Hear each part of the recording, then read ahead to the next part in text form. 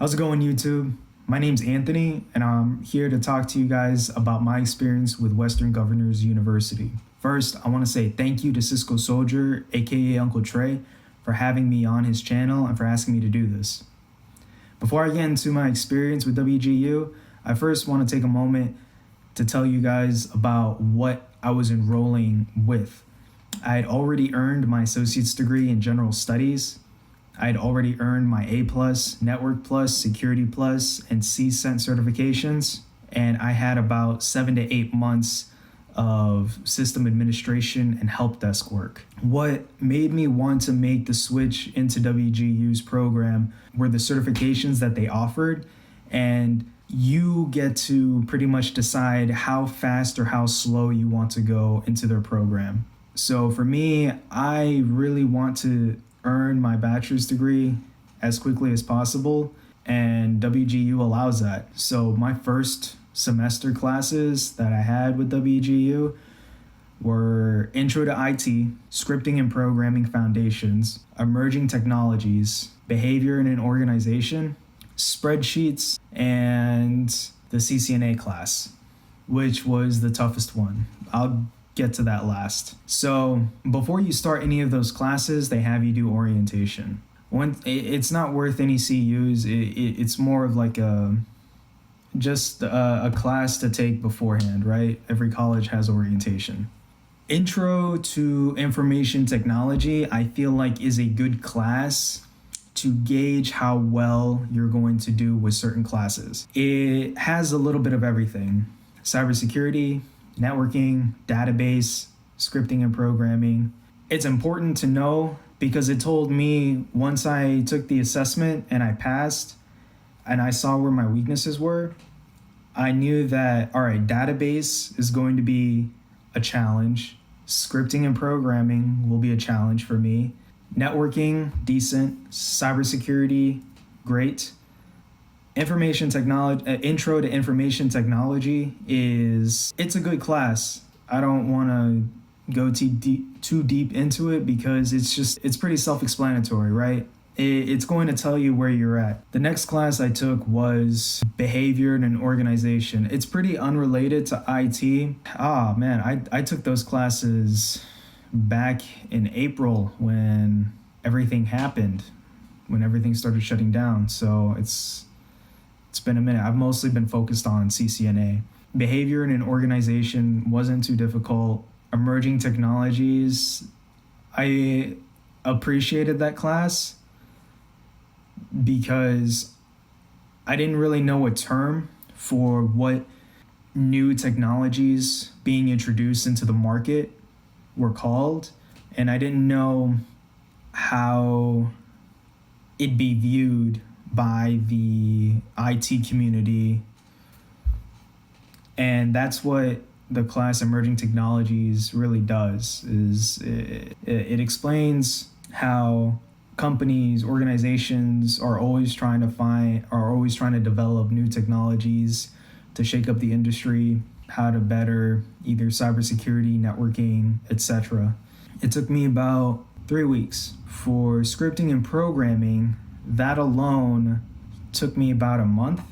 Scripting and programming is just not something that I'm that interested in, and so it took me a little bit to like really motivate myself to learn the material and to want to go through the test.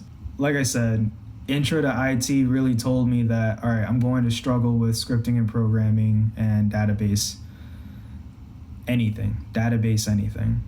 Right now, my end goal is to be a pen tester sometime in the distant future.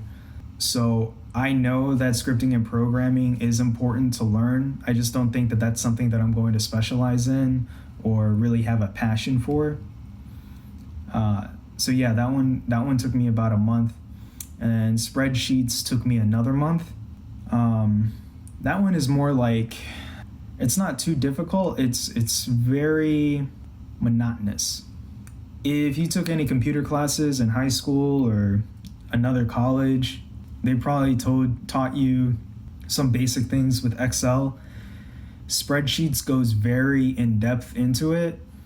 It's not something that I'm interested in. It's not something that am going to really retain, mostly because I'm just not interested in it. Like, I'm more interested in networking and cybersecurity, and it's really just going to be based on personal preference. So spreadsheets wasn't too difficult. It was just something that the individual themselves have to motivate themselves to take.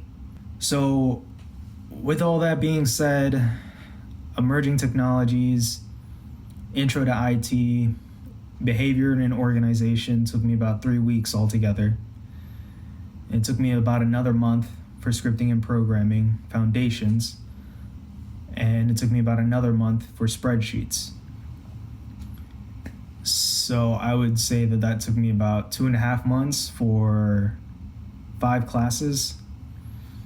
And once you complete your initial classes for the semester, that's when you talk to your program mentor about what other classes you want to take. So for me, earning my CCNA was very big for me because I know how important it is to learn the material well enough that you can pass a certification for it. And I know that networking is important to learn and understand when someone is trying to be a pen tester. So to me, it was important to earn it. The material that WGU offers, it's not bad. It's not something that I preferred. Beforehand, I had tried earning IC&D 1 and 2, CCENT and CCNA before the switch over to 203.301. I passed my CCENT, but I didn't pass my CCNA. And before then, I was using CBT Nuggets to learn it. I was using Boson's NetSim. I gave myself probably like 3 months to learn it, and I don't think that was enough time for me to grasp it at the time for that material, for that specific version. With this one, I was hesitant, was out of state for about a month and a half, and I was fearful that I would fail this version of the exam as well. It really just comes down to how you can overcome your fears of failure. I failed certification exams before. It's not a good feeling, but once you take it again and you pass it, it just builds up that resiliency to, okay, I failed an exam before, I know what I need to study, and I'm going to eventually earn my certification. With this CCNA, I watched IT Pro TV, I used Boson's XSIM, and I used the Wendell Odom's CCNA books. And it was difficult grasping the material, mostly because I kept psyching myself out about it. I recently took the CCNA and I passed it, and it was a big weight off my shoulders. It just came down to not letting it stress me out too much, because there is definitely a difference between IC&D 2 and CCNA's 200-301. I would say if you're worried about taking the CCNA, take it one step at a time. The time that you take to learn the material will be worth it. Don't think of it as a daunting task. Think of it as a journey. All paths to certifications are a journey. Don't be scared of it. As long as you put in the work, as long as you keep telling yourself that it's not as scary as people have made it out to be, because that's kind of the impression that I had entering the IT world, is that CCNA was this big scary monster to conquer. Now I have 5 certifications, right? Some people don't really count IC&D 1 anymore because they don't let people take that test anymore. So I guess you could say that I still have 4, A+, Network Plus, Security Plus, and CCNA. It really just depends on who you ask. So back to WGU. In the program that I'm in, I'm majoring in network operations and security. And And the certifications that they offer are A+, Network Plus, Security Plus, CCNA, Linux Essentials, Cloud Essentials, AWS, Sysadmin, Project Plus, and ITIL. So it's a good chunk of certs, and I think the next certification that's going to give me a challenge is AWS Sysadmin, because I keep hearing anything related to Amazon certifications are different beasts in their own right. Their certifications have more to do with cloud, and I know the basics of cloud technologies. I'm not an expert in it by any means. I mean, if anyone wants to get technical, the certifications that I have, they are beginner level certs. Granted, I know CompTIA, they lay out the certification steps to take. First A+, then Network Plus, then Security Plus, then CISCOSOLDIER Plus, Pentest Plus, then CASP. For me, I earned my Network Plus first, then my Security Plus, then my A+. So it's up to the individual on what they want to learn. With certain certifications, they're assuming that you're entering that testing environment with a certain level of knowledge. As of tomorrow, I'll be done with this course, with this semester, and I would have completed 6 classes, right? So I came into WGU, I had 72 credits already from a different college. And I came here, did my transfer credits, and I ended up with about 61. So I already knocked out all of my general education classes, but they granted me 61. So it's a big drawback from 72 to 61. But I saw it as an investment into myself because of how quickly you can accelerate. If you've been in the IT world working 10, 15 years, or if you really just have been on top of it for 5 years, but you're hitting roadblocks as far as advancements in your career, WGU is the way to go. Because if you know advanced level information within IT, you'll be able to accelerate very quickly. You'll be able to knock out a lot of, like, intro to IT, you'll knock that out quickly. If you've had experience with scripting, programming, database, networking, all of that, and you're very proficient at it, you can accelerate very quickly and earn your bachelor's degree with some certifications along the way and become more marketable and advance your career that much. So at that point, you have the experience, you have the certifications, and you have the degree. That's what I like about WGU. That's what I saw for myself was, okay, if I stick to the college that I'm currently at, I'll still have my 72 credits. But if I go to WGU, I have the option. I also have to hold myself accountable on how quickly I'm going to accelerate within the program itself. So I finished the initial 5 classes that I was given. And then I talked to my program mentor. I was like, hey, I'm ready for the CCNA. Knowing full well of how afraid I was at failing. You know, that's a fear that a lot of people have. No one wants to fail. And I started the class, end of June timeframe, and I didn't finish it until end of September timeframe. So about 3 months. And I could have easily knocked out 2, maybe 3 classes had I not chosen CCNA.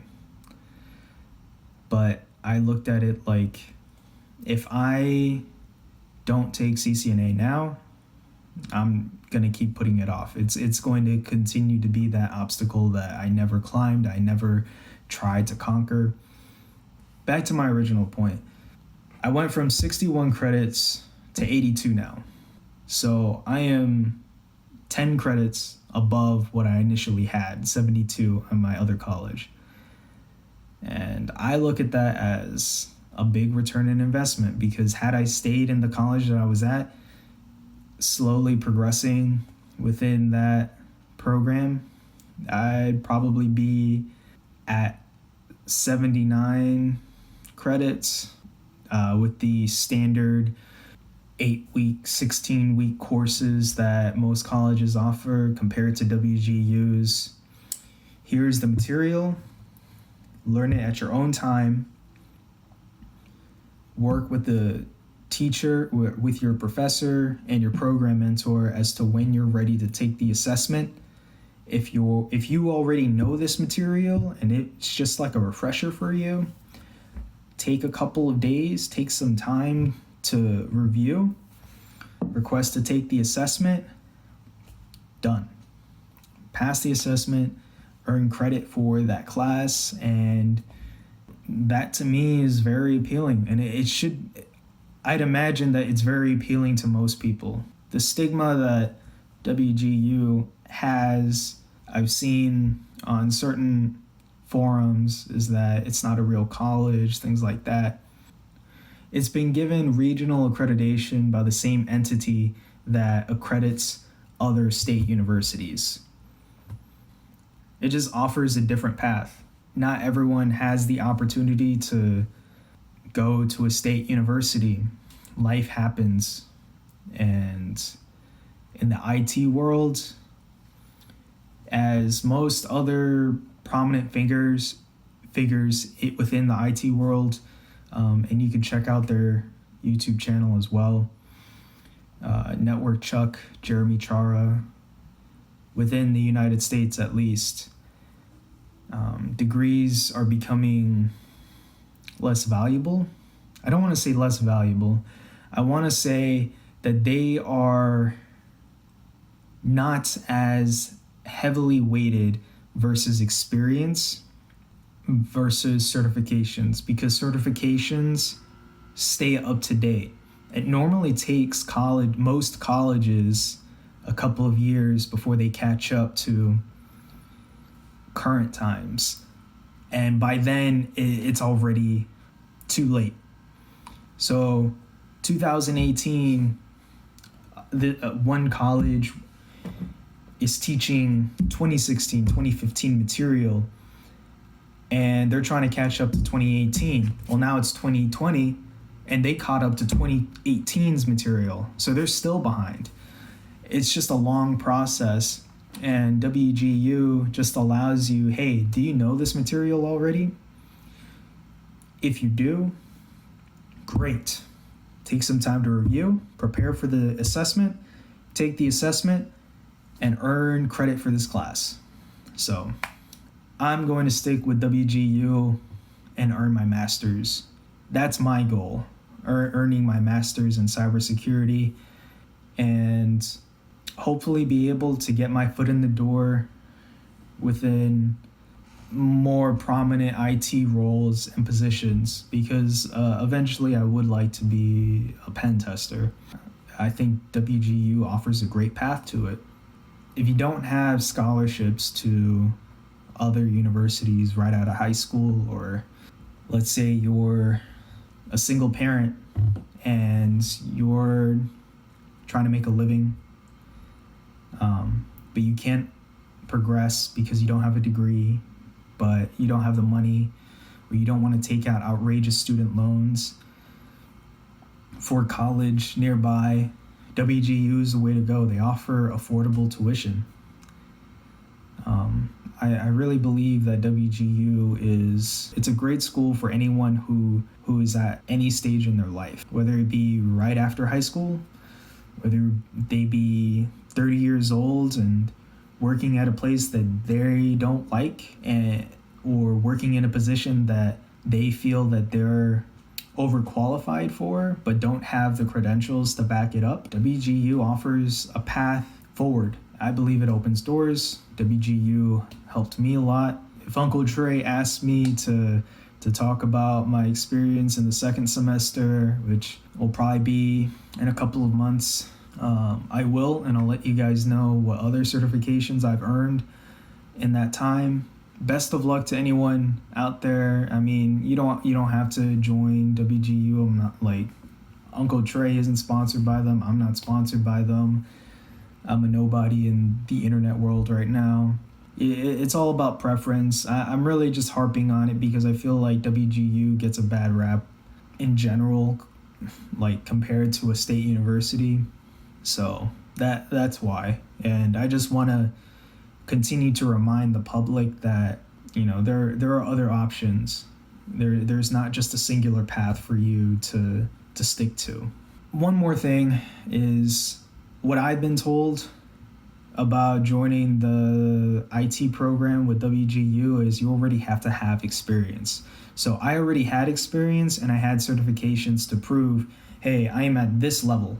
WGU doesn't like setting people up for failure. So if you know nothing, absolutely not a thing about IT, I'm not entirely sure, don't quote me, I'm not entirely sure if you would be accepted. That's up to you and the counselor whenever you decide to look into WGU.